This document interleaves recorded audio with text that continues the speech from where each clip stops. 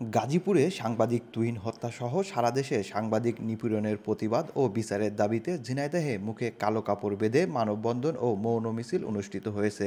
রোববার সকালে শহরের পোস্ট অফিস মোড়ে এ কর্মসূচির আয়োজন করে ঝিনাইদহ মাল্টিমিডিয়া জার্নালিস্ট অ্যাসোসিয়েশন।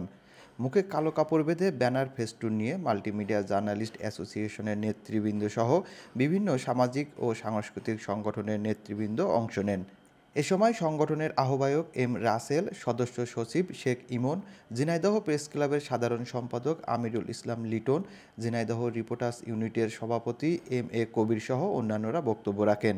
কর্মসূচি থেকে সাংবাদিক হত্যার সাথে জড়িতদের কঠোর শাস্তির আওতায় আনার দাবি জানান।